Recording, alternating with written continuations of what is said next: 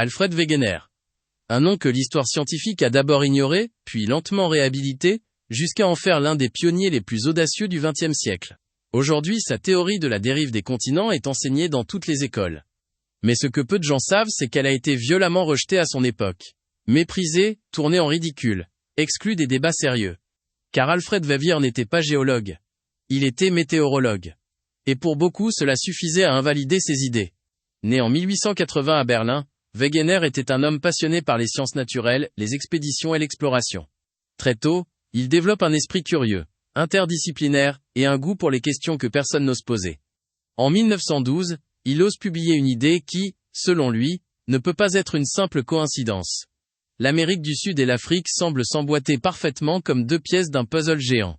En observant les cartes, les formations géologiques, les fossiles identiques, retrouvés sur des continents aujourd'hui séparés par des milliers de kilomètres, Wegener en arrive à une conclusion aussi simple que bouleversante.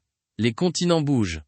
Ils ont dérivé lentement au fil des millions d'années, partant d'un supercontinent originel qu'il nomme la Pangée. Aujourd'hui, cette théorie nous semble logique. Mais à l'époque, c'était une hérésie. Le monde scientifique, dominé par les géologues conservateurs, l'accuse d'amateurisme. On lui dit que ses idées sont poétiques, mais pas sérieuses. Pourquoi ? Parce que Wegener n'avait pas de mécanisme. Il ne pouvait pas expliquer comment les continents bougeaient. À une époque où la tectonique des plaques était encore inconnue, cela suffisait pour discréditer l'ensemble de sa théorie.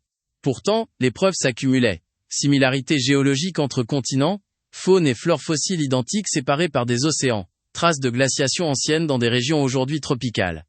Wegener tenait quelque chose. Mais la communauté refusait d'écouter.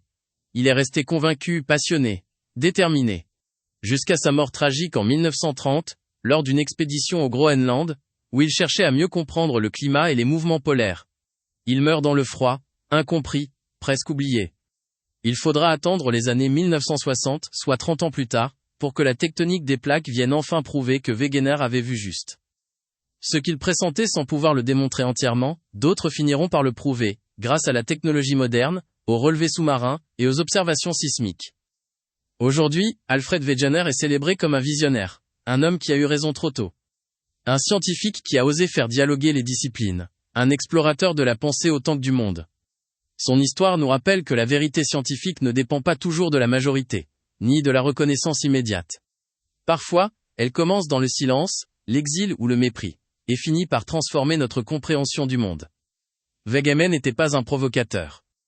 Il était un chercheur sincère, un amoureux de la Terre, qui avait compris ce que beaucoup ne voulaient pas voir.